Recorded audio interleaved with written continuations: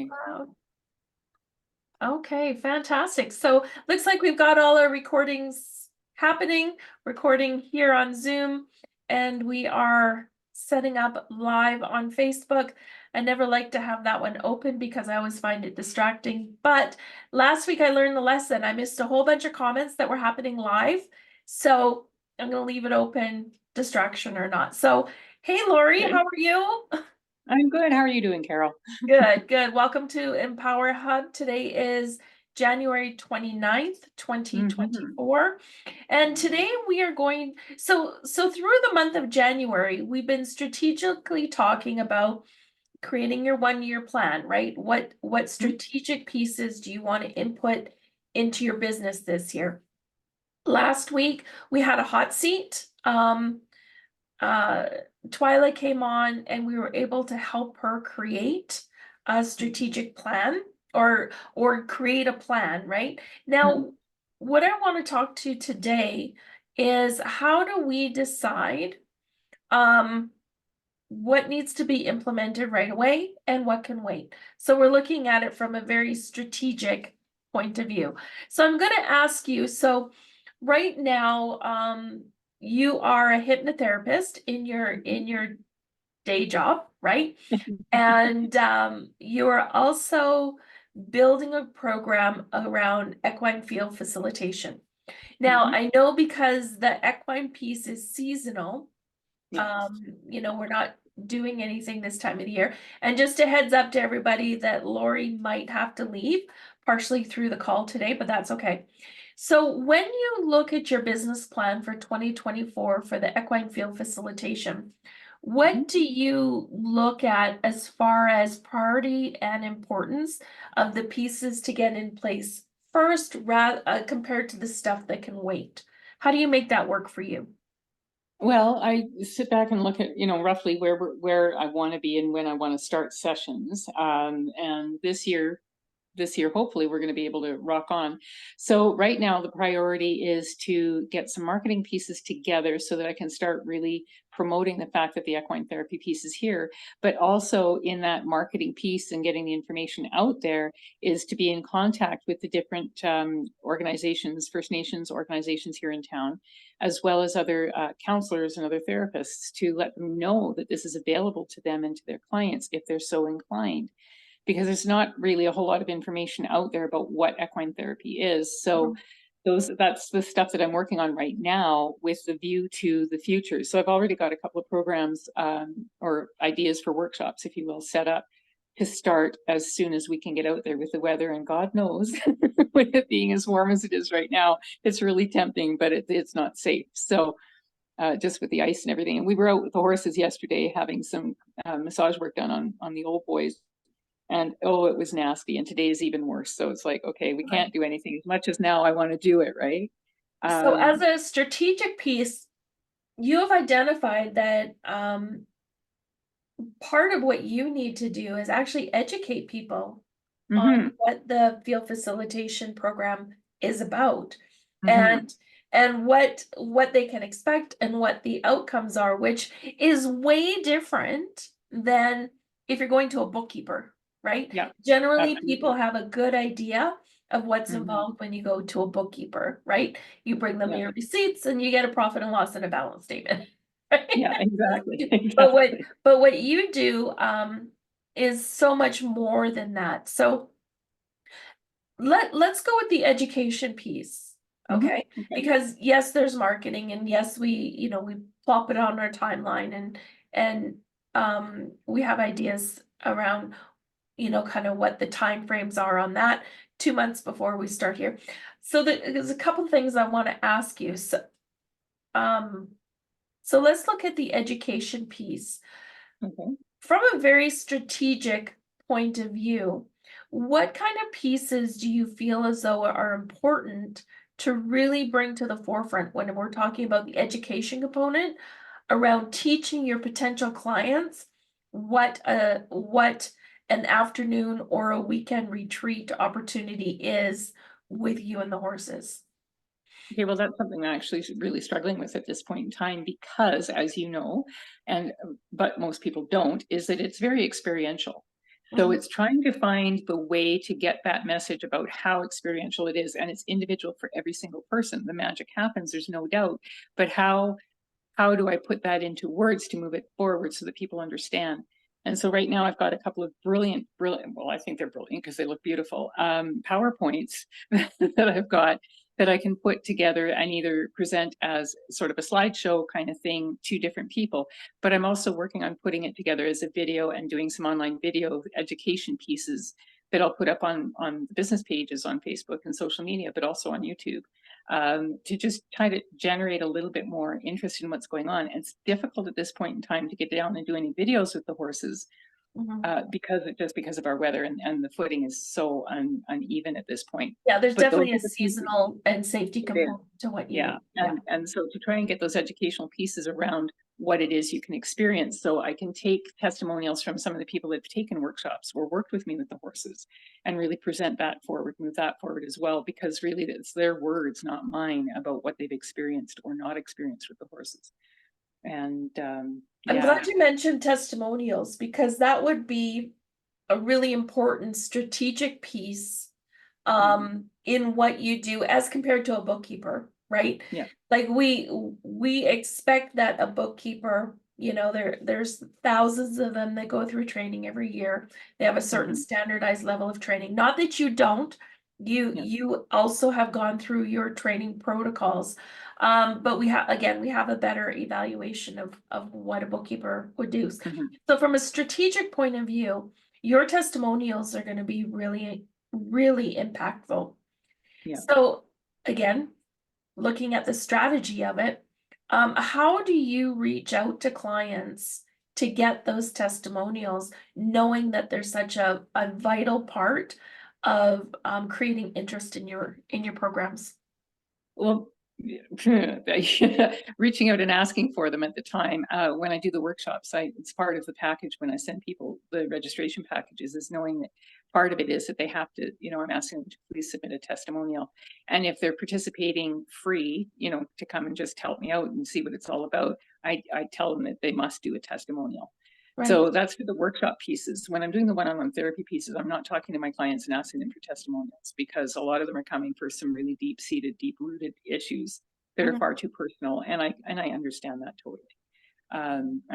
Nobody wants to talk about what's really bothering them and put it out like, oh yeah, I was suffering this, and the horses helped me.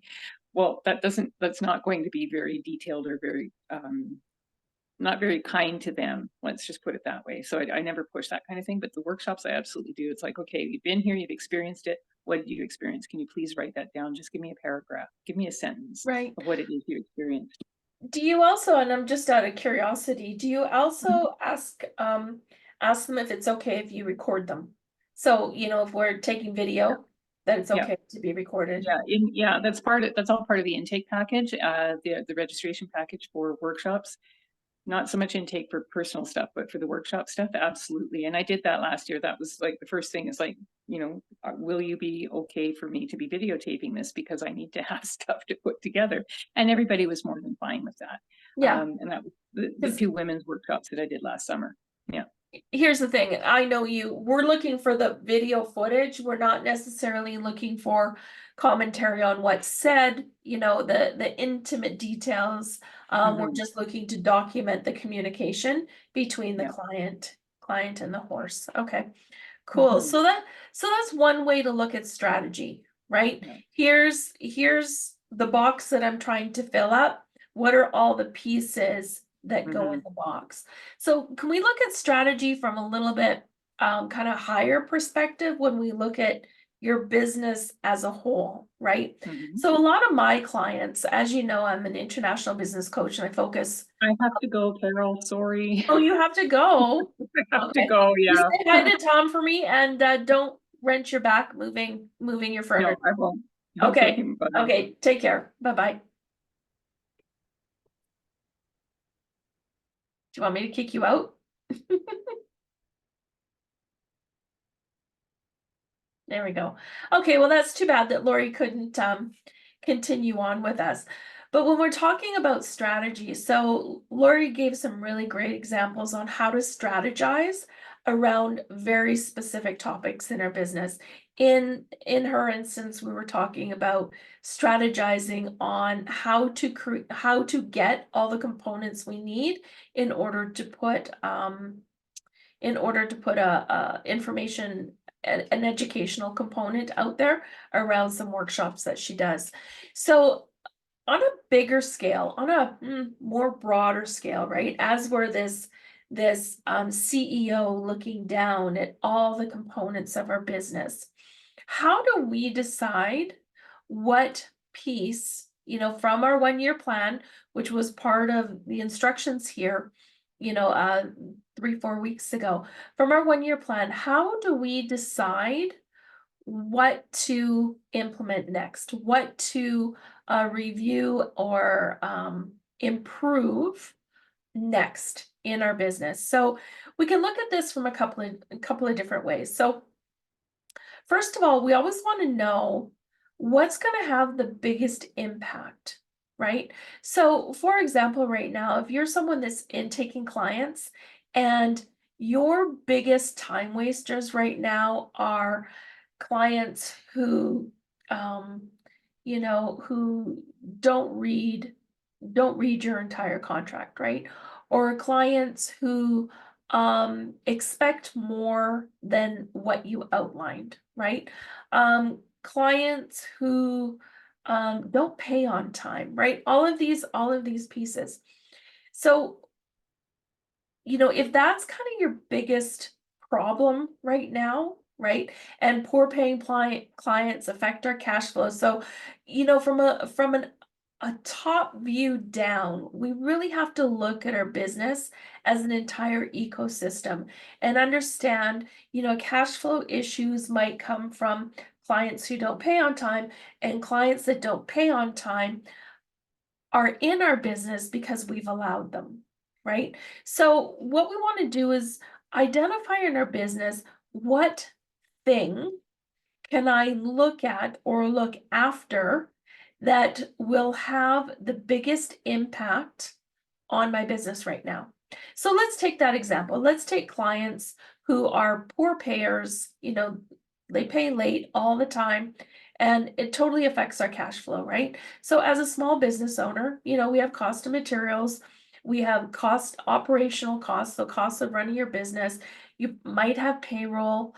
Maybe you're looking to purchase a new piece of equipment, right? We have all of these things that as we grow our business needs get broader and bigger, and we need the proper cash flow, even if it's just to be able to prove for credit with the bank, right? That we have X amount of dollars being generated every day. So first thing we want to look at is impact. Where is my business being impacted the most? So let's choose cash flow. I really need to improve our cash flow. Now, looking at cash flow, is there a whole bunch of systems that we can put in place? Absolutely, there is. First of all, we could do like a 2-week cash flow forecaster, right? Is that going to improve cash flow? Not specifically, but what it will allow you to do is it will allow you to look 2 weeks out, then we build it to 4 weeks out, and then we build it to 3 months out, and then potentially 6 months out, right? We always start small. But what it will do is it will allow you to see where your cash needs are and where you might have a cash deficit, okay? So that's really important to know. Is it going to help you manage your cash? Yes. Is it going to help you improve your cash? It will, but it will take some time. So is that something that's going to have impact on our cash today? Probably not. Okay. So let's keep looking, okay? When we talk about cash, what's our next thing? We've already identified the accounts receivable. We have a slow paying client. Okay, so we pull our accounts receivable list. We should probably, depending on the size of your business, should probably be looking at it once a week, once every 2 weeks at the very outside, right? So do we have an accounts receivable process in place? So I'm assuming that you'll have terms on your contract, payments due within 10 days, within 15 days, within 30 days, whatever that is. So anything getting close to that time frame, we need to be making phone calls. Oh, hey, oh, hey, it's Carol from Carol Surbey Consulting. Just following up with you that you received the invoice, everything's been approved. Great, I'll be looking forward to getting that e-transfer on Wednesday next week. If there's any issues between now and then, please let me know, right? So very proactive. And of course, the day of, if the accounts receivable doesn't come in, it's a simple phone call. Oh yeah, I talked to you last week. We were expecting that today. Oh, you don't send them till after 3 p.m. Okay, fantastic. Good to know. I'll look forward to seeing that in my account later today. Thank you. Right? Really simple. They're just inquiry calls. But that doesn't really help if it does help if you have a client that's a slow payer, if you have someone in accounts receivable that is on top of that. If you don't have any employees, then that could be an issue. Because here's the thing, we want to make sure that we can delegate as much as possible, because we need to keep, as CEOs of the company, we need to keep our time as free as possible to really work on the big pieces, right? So, for accounts receivable, maybe you hire a VA, right? I would suggest if you hire a VA, making sure, especially in communication with clients, that their English is excellent, okay? Being a Canadian, what I've noticed is, especially when it comes to social media, sometimes some of the nuances are missed. So just a heads up warning there. Okay, so let's go back to cash flow. So we have identified a cash flow forecast, which will be helpful, but it won't help our immediate needs for cash, okay? It will be helpful moving forward to identify when we'll have immediate needs, but it's not helpful right now. Okay, we've identified accounts receivable. That will help us actually stay on top of people who owe us money. And we've talked about really briefly ways that we can, outsource, right? Because our time is valuable. And, and if you really want to know how much you're worth, look at how much revenue your business is generating, right? Times 2,050 hours a year. So that's 40 hours a week times 52 weeks a year. And your business revenue divided by the number of hours you work per year gives you your dollar value per hour. So as CEOs, I have some CEOs I work with, they're worth over $1,000 an hour. They should not be doing accounts receivable, okay?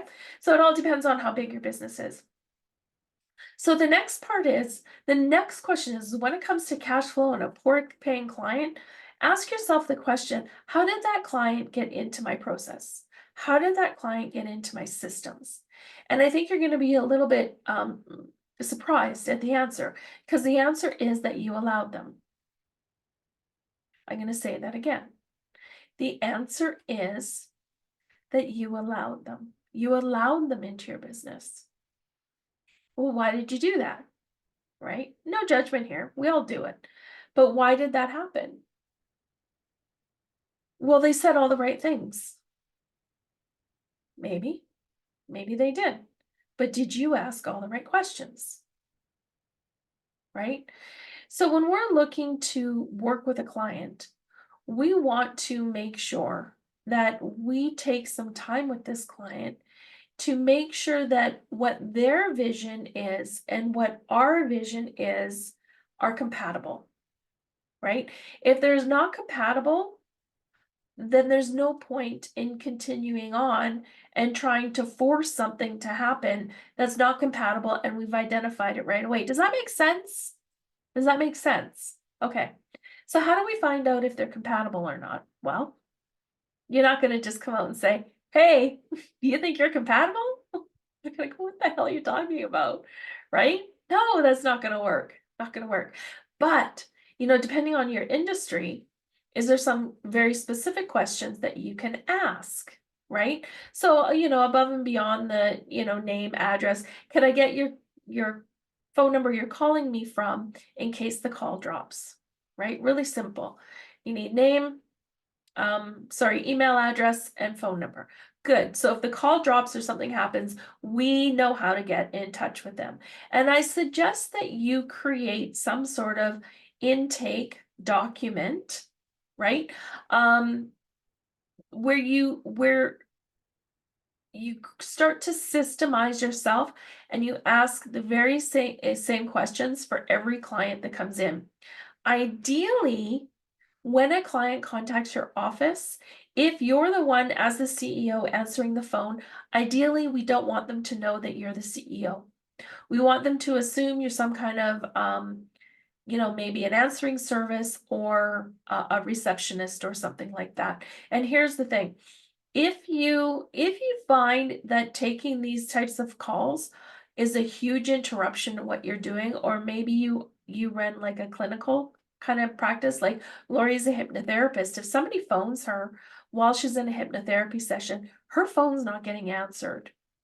And, most of us in this day and age, we realize that some people, they're solopreneurs and that's fine.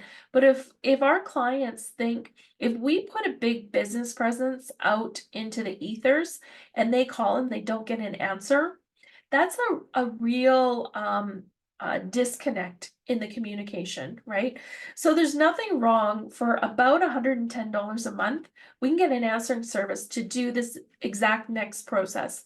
So the next process is, again, get their name, get their email, get their phone number. We can contact them now, right? And what would be, say, 7 to 10 questions that would be very specific to your industry that would allow you to know whether this client is someone you want to work with or not, right? 7 to 10 questions. I'm going to use Lori as the example. Have you ever worked with a hypnotherapist before? If the person says no, that's not necessarily oh, I can't work with you. That just gives you more information, right? The next question might be around schedule. How quickly were you looking to get in, right?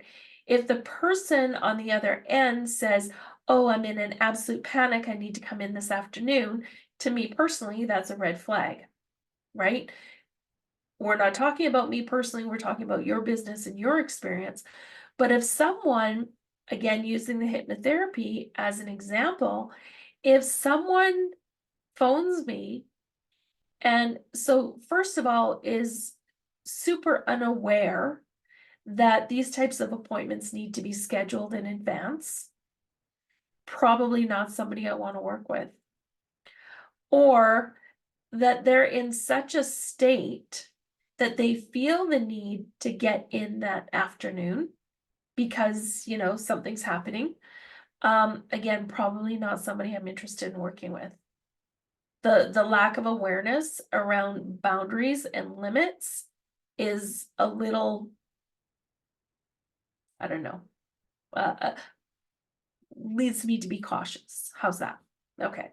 So we have some questions around schedules.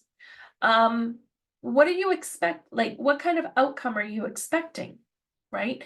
Which is a little bit odd for us to ask because so much of our social media is around what clients' outcomes are, right?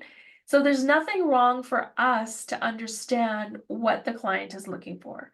At the end, as a practitioner, I know that I'm successful because my client said they're coming to me to quit smoking, again, using the hypnotherapy piece, right? And by the way, Lori does not do quit smoking. You want to quit smoking, you want to lose weight, go find somebody else. I think I probably shouldn't speak for her, but I think I don't think she does that. She wants to get into the deeper stuff. She wants to be releasing the generational traumas. But I digress. So yeah, so asking them what their anticipated outcomes are. We want to make sure that they're reasonable, right? That they are actually outcomes that we can generate, okay? Another question might be around budget, right? So this is where you go to your package pricing, or, if you're a retail person, maybe they're wanting to buy a Carhartt hoodie or whatever. So budget, so as the hypnotherapist, as Lori, I might say something like, in order for you to be really successful at, releasing generational traumas using my quantum hypnotherapy sessions, I would anticipate that you're going to need anywhere from 6 to 8 sessions. I do a package of whatever at such and such a budget, right? I don't know what Lori's pricing is. And if they go, oh, I can't afford that, probably not your client. Right? Here they have this great big thing that's having such a huge impact on their life. They know what the outcome is, but they're not willing to do the work to pay for the work. Does that make sense? I think so. To do the work. So does that mean that you have to pick up an extra shift in order to be able to earn the revenue you need to pay for the session, right? Because here's the thing, Lori's not doing it for free. Right? And we'll talk about reasons why when we talk about finances. Okay.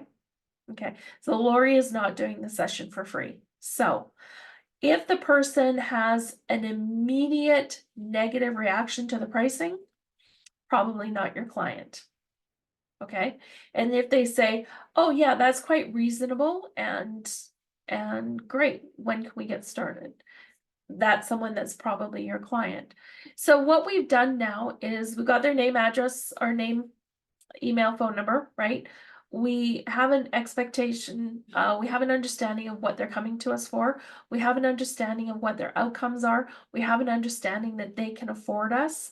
We've set some boundaries, we set some limits. Now is the time where you can decide. And there might be some more factors. So again, I work specifically with contractors. So, you know, location might be a question, right? If our contractor is expected to go to a location, we want to know where that is to make sure it's kind of within the area that we work, right? We don't want to have to drive 3 hours to service a client who's, you know, profit margin is the same as someone who is, you know, 2 blocks away, right? So maybe location might be something specific for you to ask about. How did they hear about us, right? Quite often I give little ranking to people that heard about us through social media as opposed to referrals. Now, maybe all of your business is social media, so you might look at the channels and go, okay, you know, if they come to me through Google, that means less than if they come to me through Instagram, right? Or TikTok or whatever. You need to look at your channels and decide through reflection, through kind of your end of package process, where your most valuable referrals are coming from, right? Or maybe they're a referral from a friend, which to me is number one.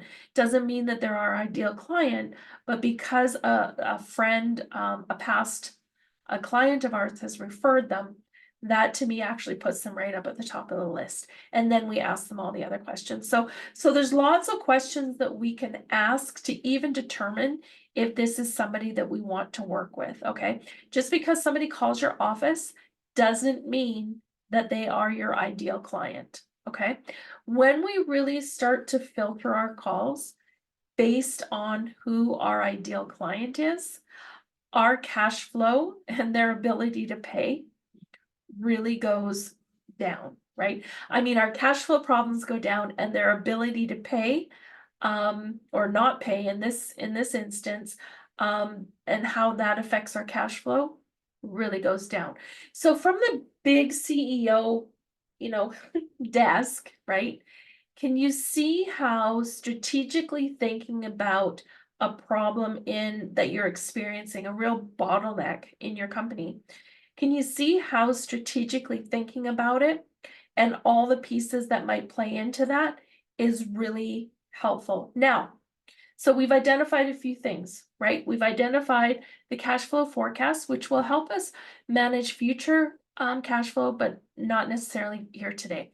We've identified the accounts receivable system, and we've identified bringing in the ideal client, right? So here's a question for you. And since nobody else is on this call, I'm going to make some assumptions. Which one is going to be the easiest for you to implement? And this answer is going to be different for everybody. But which one is going to be the easiest for you to implement?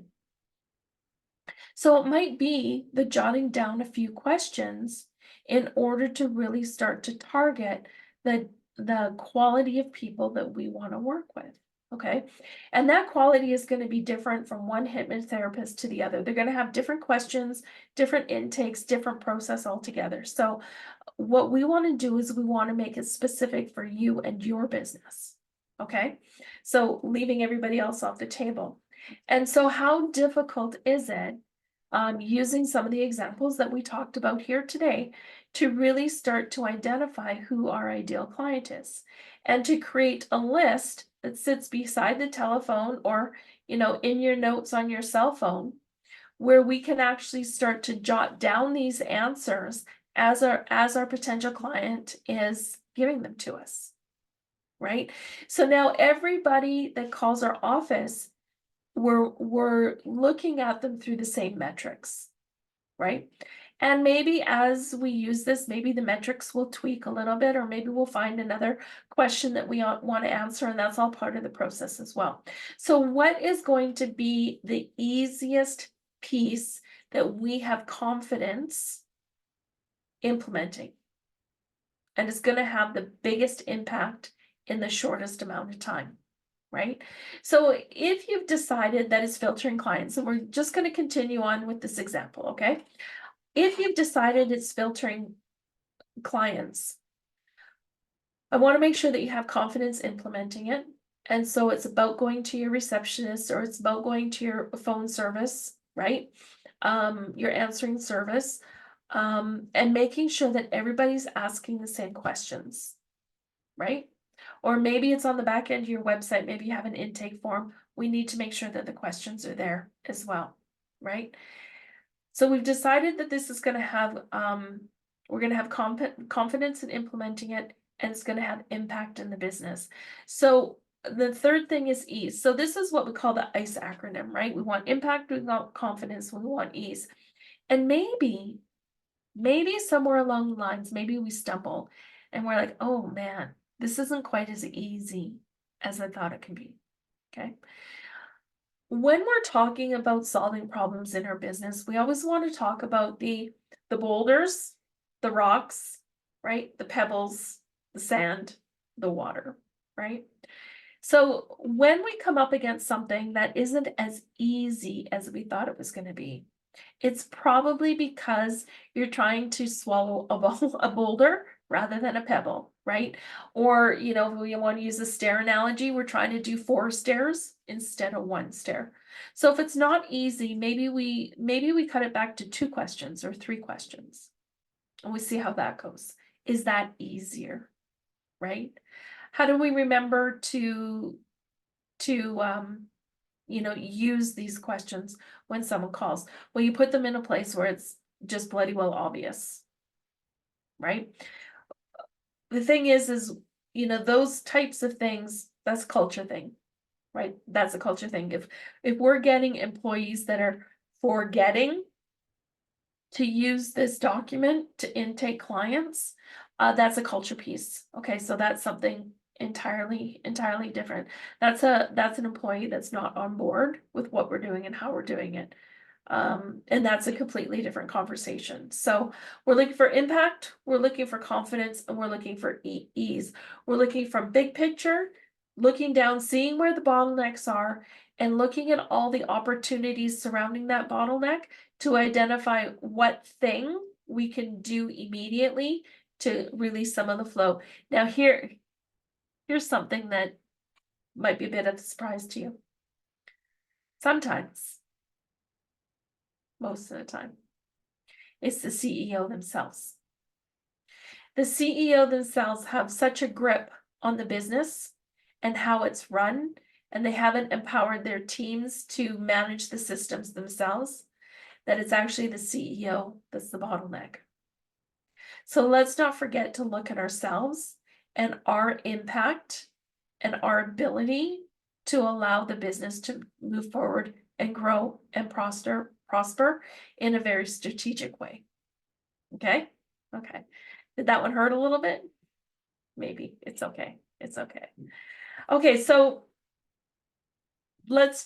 I think we've done a pretty good recap. I think I've provided some pretty good examples and demonstrations on how we look at some of the strategic pieces, okay? A lot of this too, like the cash flow forecasting, the accounts receivable, how we intake clients. The other piece that we want to consider is how are we setting this up so that we can actually create the data we need to know whether it's working or not, right? So that's why it's important, again, coming back to an intake sheet for a client, a potential client, we want to ask all our potential clients the very same questions, right? So then we start to get some data points on the data sheet. And we can really start to, initially, when we start some of these processes, we have to take the creative edge. We have to take the creative means. We know our business inside out and backwards, and we know what's logical, okay? And then we create the systems to allow the data points to really start to support what we believe. And sometimes we're surprised and it's completely different. So, okay, so from there, we'll leave it from there. My dogs are excited. I think they're heading out to the park. We'll leave it there. Thank you so much for joining us today on EmpowerHub.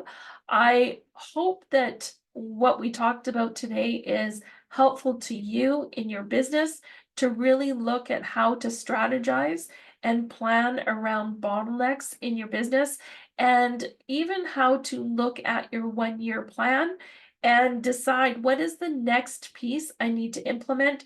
The next piece has to have impact. I need to be able to do it with confidence, and it has to be easy. Okay, we'll look forward to seeing you next week on EmpowerHub, and I hope you have a great afternoon. Okay, bye-bye.